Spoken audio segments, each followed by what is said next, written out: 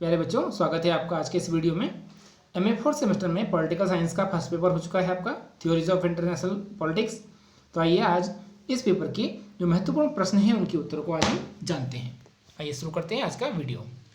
आपके एग्जाम में जो पहला प्रश्न पूछा गया था वो था अंतर्राष्ट्रीय राजनीति के प्रमुख तत्वों में कौन सा नहीं है। आप सभी जानते हैं इसका ऑप्शन राष्ट्रीय हित, शक्ति, संघर्ष, ये इसके तत्व हैं। बी जो इसका ऑप्शन है राष्ट्रीय मुद्रा, ये इसका उत्तर नहीं है। प्रश्न संख्या 2 था आपके लिए पॉलिटिक्स अमंग नेशन, इस पुस्तक का लेखक कौन है। तो आपको जो वीडियो भेजा गया था उसमें प्रश्न संख्या 9 देखिएगा, उसमें लिखा था कि पॉलिटिक्स अमंग नेशन और डिलेमाज ऑफ पॉलिटिक्स, ये दोनों पुस्तकें, इनका लेखक कौन है। तो इसका ए ऑप्शन बिल्कुल सही है, हंस जे मार्गेंथो, इसका सही उत्तर होगा। प्रश्न संख्या 3 अंतर्राष्ट्रीय राजनीति किसकी पृथक शाखा है। तो जो अंतर्राष्ट्रीय राजनीति है इसके संबंध में मार्गेंथो की आपने एक परिभाषा भी सुनी होगी, अंतर्राष्ट्रीय राजनीति शक्ति के लिए संघर्ष है। तो आप इसे समझ गए होंगे कि अंतर्राष्ट्रीय राजनीति जो है वो शक्ति की एक पृथक शाखा है। जो अंतर्राष्ट्रीय राजनीति है इसका व्यापक रूप अंतर्राष्ट्रीय संबंध नाम से आता है। तो आप तीसरे प्रश्न का उत्तर भी समझ गए होंगे। जो तीसरा प्रश्न है इसका उत्तर है आपका बी, ये बी ऑप्शन इसका सही हो जाएगा। अगला प्रश्न देखते हैं, प्रश्न संख्या 4 वार्ता किस सिद्धांत से संबंधित है। तो जो वार्ता है, वार्ता वास्तव में आपके खेल सिद्धांत से संबंधित है, इसका सी ऑप्शन सही हो जाएगा। अगला प्रश्न देखते हैं, प्रश्न संख्या 5 ये कथन किसका है कि मार्गेंथो विश्व राजनीति के समकालीन लेखकों में सबसे महान लेखक थे। तो जो प्रश्न संख्या 5 है इसका सही उत्तर है आपका थॉमसन। अगला प्रश्न, प्रश्न संख्या 6 ये कथन किसका है कि प्रत्येक राज्य के दो वर्ग अमीर और गरीब के बीच संघर्ष रहता है। आप समझ गए होंगे कि अमीर और गरीब के बीच संघर्ष की बात किस विद्वान ने की थी, ये की थी आपके कार्ल मार्क्स ने। अगला इसका ऑप्शन बी हो जाएगा।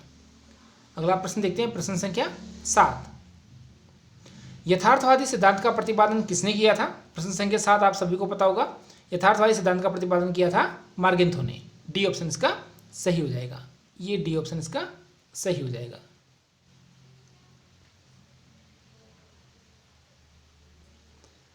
डी ऑप्शन इसका सही हो जाएगा। अगला प्रश्न, प्रश्न संख्या 8 कौन सा दृष्टिकोण विश्व सरकार की स्थापना पर बल देता है। तो जो प्रश्न संख्या 8 है इसमें आदर्शवादी दृष्टिकोण, आप समझ गए होंगे, इसका सी ऑप्शन सही हो जाएगा। तो आदर्शवादी जो दृष्टिकोण है ये विश्व सरकार की स्थापना पर बल देता है। अगला प्रश्न, प्रश्न संख्या 9 स्टार वार्स किस वर्ष प्रारंभ हुआ था। ये अंतरिक्ष से युद्ध था, अंतरिक्ष युद्ध का कार्यक्रम था। रोनाल्ड रीगन अमेरिकी के राष्ट्रपति थे, उन्होंने इसको प्रारंभ किया था। तो ये प्रारंभ हुआ था 1983 में। अगला प्रश्न देख लेते हैं, प्रश्न संख्या 10 द्वितीय विश्वयुद्धोत्तर अंतर्राष्ट्रीय राजनीति की प्रमुख विशेषता क्या थी। अर्थात द्वितीय विश्व युद्ध के पश्चात अंतर्राष्ट्रीय राजनीति की स्थिति क्या हो गई थी। तो आप सभी जानते हैं 1945 के बाद 1991 तक सैन्य संधियों का निर्माण हुआ। इसमें वार्सा पैक्ट आपको बताया गया था 1955 में, और नाटो 1949 में 2 सैनिक संधियों का निर्माण हुआ। शीत युद्ध का प्रारंभ हुआ और साम्यवाद का विस्तार हुआ। अर्थात इसका डी ऑप्शन बिल्कुल सही होगा। प्रश्न संख्या 10 का उत्तर हो जाएगा आपका डी। अगला प्रश्न, प्रश्न संख्या 11 निम्न में से कौन सा देश सार्क का सदस्य नहीं है। तो आप सभी जानते हैं सार्क का सदस्य कौन सा देश नहीं है, म्यांमार इसका आंसर हो जाएगा। डी ऑप्शन इसका सही होगा। प्रश्न संख्या 12 राष्ट्रीय शक्ति के रूपों में किसका सर्वाधिक महत्व है। जो राष्ट्रीय शक्ति के रूप हैं उसमें सर्वाधिक महत्व किसका है। तो आपने अगर मार्गेंथो की परिभाषा पढ़ी है और ठीक से राष्ट्रीय शक्ति का अध्ययन किया है तो उसमें आपने पढ़ा होगा कि मनोवैज्ञानिक शक्ति, यानी कि जो आपका इसमें डी ऑप्शन है ये इसमें बिल्कुल सही हो जाएगा। मनोवैज्ञानिक शक्ति राष्ट्रीय शक्ति के रूपों में सर्वाधिक महत्वपूर्ण होती है। अगला प्रश्न देखते हैं, प्रश्न संख्या 13 राष्ट्रीय शक्ति का सर्वाधिक स्थायी तत्व कौन सा होता है। तो इसका सही उत्तर होगा आपका डी भौगोलिक स्थिति। भौगोलिक स्थिति आपका सही हो जाएगा। अगला प्रश्न, इसमें भौगोलिक स्थिति इसलिए सही होगा क्योंकि स्थायी तत्व पूछा है, जबकि नेतृत्व बदलता रहता है, तकनीकी ज्ञान भी वो बदलता रहता है, जनसंख्या भी हमेशा परिवर्तित होती रहती है, कभी बढ़ती है कभी घटती है। लेकिन जो भौगोलिक स्थिति है वो प्रायः स्थायी होती है, वो नहीं परिवर्तित होती। तो इसलिए इसका ऑप्शन डी सही हो जाएगा। प्रश्न संख्या 14 ये कथन किसका है कि सामूहिक सुरक्षा का सिद्धांत अब पुराना पड़ गया है? तो ये कथन क्लायड का है। क्लायड, इसमें ए लिखा है क्लायड, जबकि वास्तव में ये क्लायड है। तो आप ए ऑप्शन इसका सही करेंगे, 14 का उत्तर हो जाएगा ए क्लायड। सामूहिक सुरक्षा का सिद्धांत पुराना पड़ गया है, ये कथन क्लायड का है। प्रश्न संख्या 15, क्षेत्रफल की दृष्टि से भारत का विश्व में कौन सा स्थान है?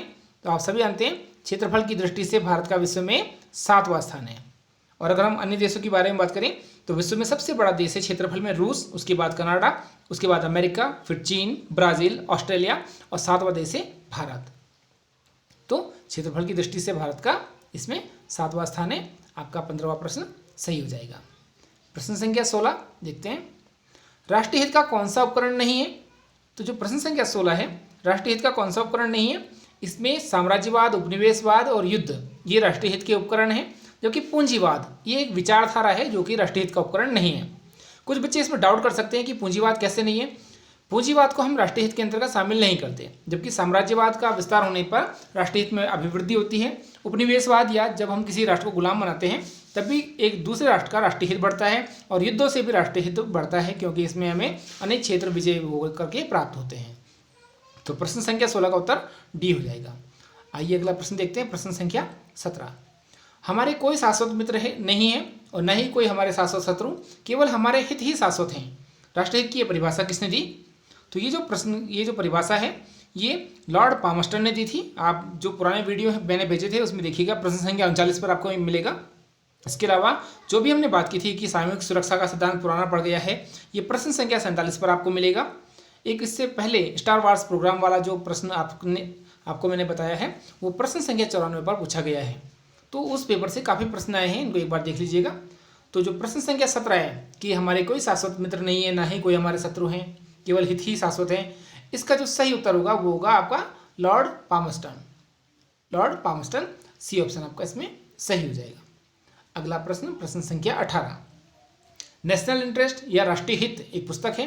नेशनल इंटरेस्ट या राष्ट्रीय हित पुस्तक का लेखक कौन है?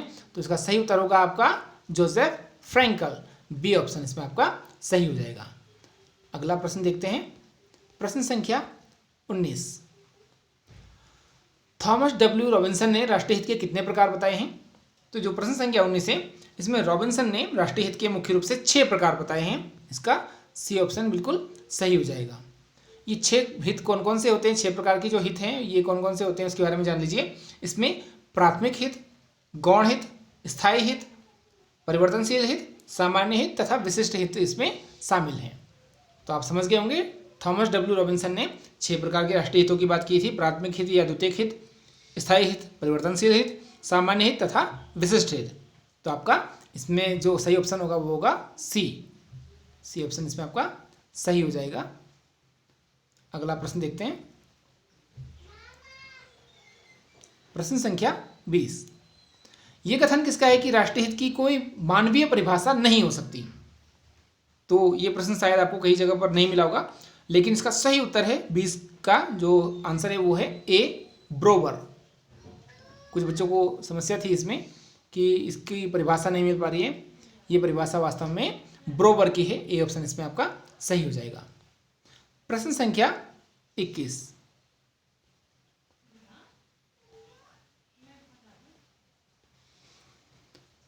उदारवादी विचारधारा का प्रारंभ कब हुआ था? प्रश्न संख्या 21, तो जो उदारवादी विचारधारा थी इसका प्रारंभ हुआ था 17वीं शताब्दी में। इसका बी ऑप्शन सही हो जाएगा। 17वीं शताब्दी में इसका प्रारंभ हुआ था।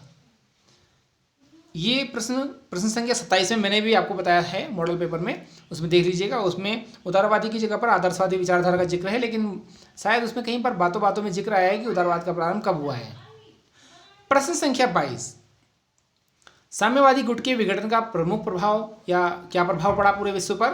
तो जो साम्यवादी गुट है उसका मुख्य रूप से प्रभाव पड़ा, डी ऑप्शन इसका सही हो जाएगा। उपरोक्त सभी, शीत युद्ध का अंत हो गया, पूरा विश्व एक ध्रुवीय हो गया तथा रूस की भूमिका में परिवर्तन हुआ। इसका डी ऑप्शन सही हो जाएगा, उपरोक्त सभी।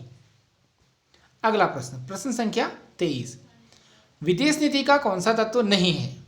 प्रश्न संख्या 23 है, विदेश नीति का कौन सा तत्व नहीं है? तो इसका ऑप्शन हो जाएगा डी, सही ऑप्शन है इसका डी। भूगोल, आर्थिक विकास, जनसंख्या ये सभी विदेश नीति के महत्वपूर्ण तत्व होते हैं। लेकिन शिक्षा से विदेश नीति का कोई संबंध नहीं होता। अगला प्रश्न देखते हैं, प्रश्न संख्या 24। नॉर्मल हिज के अनुसार विदेश नीति निर्माण का प्रारंभिक बिंदु क्या है? तो इसका प्रारंभिक बिंदु है आपका राष्ट्रीय हित। इसका ए ऑप्शन बिल्कुल सही हो जाएगा। प्रश्न संख्या 24 का उत्तर होगा ए, राष्ट्रीय हित। आइए अगला प्रश्न देखते हैं, प्रश्न संख्या 25। ये कथन किसका है कि विदेश नीति वैदेशिक संबंध का सारभूत तत्व है? तो ये जो कथन है ये है डॉक्टर प्रोफेसर महेंद्र कुमार का। इसका ए ऑप्शन बिल्कुल सही हो जाएगा। आपको याद रखना है, ये कथन प्रोफेसर महेंद्र कुमार का है, विदेश नीति वैदेशिक संबंध का सारभूत तत्व है। अगला प्रश्न देखते हैं, प्रश्न संख्या 26। विदेश नीति के क्षेत्र में कौन सी नीति पाई जाती है? जो विदेश नीति है उसके क्षेत्र में कौन सी नीति पाई जाती है?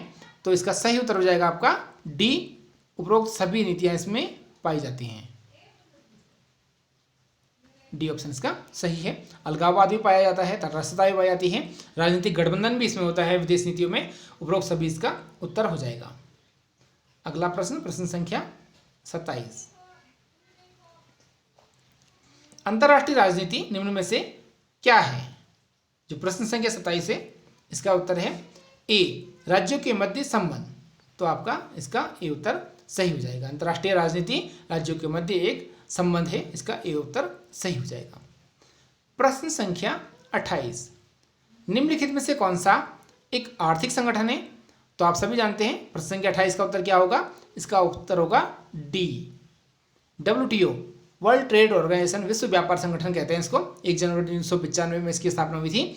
ये मुख्य रूप से आर्थिक संगठन है जो व्यापार से संबंधित है। जबकि NATO, North Atlantic Treaty Organisation, 1949 में इसकी स्थापना हुई थी। ये एक सैनिक संगठन है। सार्क, जिसे हम आसियान के नाम से जानते हैं या तक्सेस भी कहते हैं, 1985 में इसकी स्थापना हुई थी। ये दक्षिण एशियाई क्षेत्रीय सहयोग संगठन है। ASEAN south east Asian nation है जो कि 1967 में स्थापित हुआ था और ये दक्षिण पूर्वी एशियाई देशों का एक संगठन है। तो इसका उत्तर डी हो जाएगा। अगला प्रश्न देखते हैं, प्रश्न संख्या 29। गुट निरपेक्षता का तात्पर्य क्या है? तो आप सभी जानते हैं गुट निरपेक्ष आंदोलन का जो प्रारंभ हुआ था उसका सीधा संबंध था शक्ति गुटों से पृथक रहने की नीति। इसका ए ऑप्शन सही हो जाएगा। अगला प्रश्न, प्रश्न संख्या 30। निम्नलिखित में से कौन गुट निरपेक्ष आंदोलन के संस्थापकों में से नहीं है? तो आप सभी जानते हैं प्रश्न संख्या 30 का उत्तर भी कि गुट निरपेक्ष आंदोलन के जो संस्थापक थे उनमें कौन कौन थे। उसमें खास करके नेहरू, नासिर, टीटू का नाम लिया जाता था। माओ से तुंग, ए ऑप्शन इसका गलत हो जाएगा। अर्थात जो माओ है इनका गुट निरपेक्ष आंदोलन से कोई संबंध नहीं है। ए उत्तर इसका सही हो जाएगा। अगला प्रश्न देखते हैं, प्रश्न संख्या 31। कूटनीति के क्या उद्देश्य होते हैं? तो जो कूटनीति होती है उसके राजनीतिक और गैर राजनीतिक दोनों प्रकार के उद्देश्य होते हैं। अर्थात इसका सी ऑप्शन सही हो जाएगा, दोनों। अगला प्रश्न, प्रश्न संख्या 32। किसने गुट निरपेक्ष आंदोलन को या निर्गुट आंदोलन को अंतर्राष्ट्रीय भ्रम का मजाकिया आंदोलन कहा था? तो आप सभी जानते हैं कि नेहरू, नासिर, टीटू ये तीन लोग तो खुद गुट निरपेक्ष आंदोलन के संस्थापकों में से थे। क्वामे नक्रुमा वो भी इसके संस्थापक थे। लेकिन गद्दाफी, कर्नल गद्दाफी जो थे लीबिया के तानाशाह थे और ये इसके संस्थापक भी नहीं थे और ना ही इसके समर्थक थे। तो इन्होंने गुट निरपेक्ष आंदोलन को केवल अंतर्राष्ट्रीय मजाकिया भ्रम के रूप में इसको लिखित किया। ये लगभग 42 साल तक लीबिया के तानाशाह रहे। तो इसका जो सही उत्तर होगा वो बी हो जाएगा। इसका सही उत्तर होगा बी, कर्नल गद्दाफी इसका आंसर है। अगला प्रश्न देखते हैं, प्रश्न संख्या 33। विदेश नीति तो आत्मा है और कूटनीति उसकी प्रक्रिया है, ये कथन किसका है? तो जो विदेश नीति तो आत्मा है और कूटनीति इसकी प्रक्रिया है, ये कथन चाइल्ड का है, J.R. चाइल्ड्स का है। इसका ए ऑप्शन आपका सही हो जाएगा। अगला प्रश्न देखते हैं, प्रश्न संख्या 34। किसके अनुसार कूटनीति विदेश नीति नहीं है? तो अभी आप फिर समझ गए होंगे विदेश नीति और कूटनीति से संबंधित अभी एक परिभाषा आई थी कि विदेश नीति तो आत्मा है और कूटनीति एक प्रक्रिया है, ये कथन चाइल्ड का है। और फिर से यही चीज़ वापस आई है, कूटनीति विदेश नीति नहीं है। लगभग दोनों प्रश्न एक जैसे हैं, आप इसका उत्तर गैस कर सकते हैं। इसका उत्तर भी आपका चाइल्ड ही है, चाइल्ड्स, बी ऑप्शन इसका सही हो जाएगा।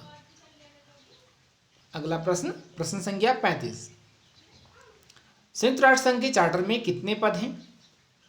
इस प्रश्न का उत्तर अभी हमको वैसे मिला नहीं है, लेकिन शायद संभावित है कि 20,000 शब्द इसमें हैं। तो इसका उत्तर अभी छोड़ देते हैं, फिर कभी इसको देख लेंगे। अगला प्रश्न देखते हैं तब तक। प्रश्न संख्या 36, संयुक्त राष्ट्र संघ का प्रधान कार्यालय कहाँ स्थित है?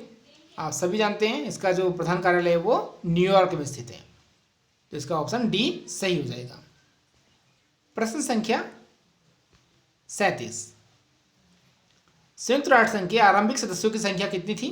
तो इसका सी ऑप्शन बिल्कुल सही हो जाएगा, 51। और 51वां जो सदस्य राष्ट्र था वो था पोलैंड, तो इसका सी ऑप्शन बिल्कुल सही हो जाएगा। अगला प्रश्न देखते हैं। प्रश्न संख्या 38, नाटो संधि की स्थापना इनमें से किसके लिए की गई थी? तो जो नाटो संधि की स्थापना की गई थी वो मुख्य रूप से कूटनीतिक सफलता के लिए की गई थी, और ये नॉर्थ अटलांटिक ट्रीटी ऑर्गेनाइजेशन था जिसकी स्थापना 1949 में की गई थी। इसका डी ऑप्शन सही हो जाएगा, कूटनीतिक सफलता के लिए। अगला प्रश्न, प्रश्न संख्या 39, यूरोपियन संघ की स्थापना कब की गई थी? तो इस देखिए प्रश्न में त्रुटि है, इसमें 4 ऑप्शन होने चाहिए थे ए बी सी डी, लेकिन इसमें केवल 3 ही ऑप्शन दिए गए हैं ए बी सी। तो यूरोपीय संघ की जो स्थापना की गई थी वो की गई थी 7 फरवरी 1992 में। इसका बी ऑप्शन बिल्कुल सही हो जाएगा। यूरोपीय संघ की स्थापना 7 फरवरी 1992 में की गई थी। इसे ईईसी के नाम से भी जाना जाता था। आइए आज का अंतिम प्रश्न देखते हैं। अंतिम प्रश्न है, आज का अंतिम प्रश्न है प्रश्न संख्या 40, जो आपकी परीक्षा में पूछा गया था। निम्नलिखित में से कौन सा एक आतंकवादी संगठन नहीं है? तो आप सभी जानते हैं जो एमनेस्टी इंटरनेशनल है। अगर आपने ह्यूमन राइट्स वाला पेपर पढ़ा है, जिसकी हमने वीडियो बनाकर भेजी है, तो मानवाधिकार से संबंधित एक संगठन है एमनेस्टी इंटरनेशनल। इसके अलावा एशिया वॉच, ग्रीन पीस, ये सभी। इसमें LTTE, हमास और अलकायदा तीनों ही आतंकवादी संगठन है। इसका डी ऑप्शन बिल्कुल सही हो जाएगा, अलकायदा इसका आंसर होगा। प्यारे बच्चों, आज की वीडियो में फिलहाल इतना ही। आशा है आपके लिए वीडियो उपयोगी सिद्ध होगा। आपने यदि हमारे वीडियो देखे हैं तो उसमें से काफ़ी प्रश्न पूछे गए हैं, जैसे कि प्रश्न संख्या 2 पर आपसे पूछा गया था कि पॉलिटिक्स अमंग नेशन का लेखक कौन है, मार्गेंथो। ये प्रश्न संख्या 9 में दिया गया है मेरे वीडियो में। इसके अलावा प्रश्न संख्या 9 पर आपसे स्टार वार्स का प्रोग्राम से संबंधित एक प्रश्न पूछा गया है। ये प्रश्न संख्या 99 पर दिया, मैंने बताया था। सामूहिक सुरक्षा का सिद्धांत पुराना पड़ गया है, ये प्रश्न संख्या 14 में आया है परीक्षा में आपके पास। ये मैंने अपनी वीडियो में प्रश्न संख्या 47 में बताया है। इसके अलावा जो विचारधारा से संबंधित प्रश्न है वो प्रश्न संख्या 27 में मेरे वीडियो में मिल जाएगा आपको। विदेश नीति वैदेशिक संबंध का सार्वभौम तत्व है, इससे संबंधित एक प्रश्न मैंने अपनी वीडियो में प्रश्न संख्या 56 पे दिया है। इसके अलावा संयुक्त राष्ट्र संघ का जो मुख्यालय वाला प्रश्न आपके प्रश्न संख्या 36 में पूछा गया है, वो मेरे वीडियो में आपको प्रश्न संख्या 68 में मिलेगा। इसके अलावा अनेक प्रश्न हैं जो मानवाधिकार, अंतर्राष्ट्रीय कानून तथा जो महात्मा गांधी का राजनीतिक दर्शन है वहाँ से पूछे गए हैं। एक नंबर के कुछ सामान्य ज्ञान के प्रश्न भी हैं। तो सभी वीडियो को जरूर देखिएगा, लाइक कीजिएगा, शेयर कीजिएगा, अपने मित्रों को बताइएगा। और अगला पेपर जो आपका आज हुआ है वो भी मैं आपको सॉल्व करके कल भेज दूंगा। तो आशा है आपके अधिक से अधिक नंबर आएंगे, आप अधिक अंकों से पास होंगे। इन्हीं शुभकामनाओं के साथ धन्यवाद।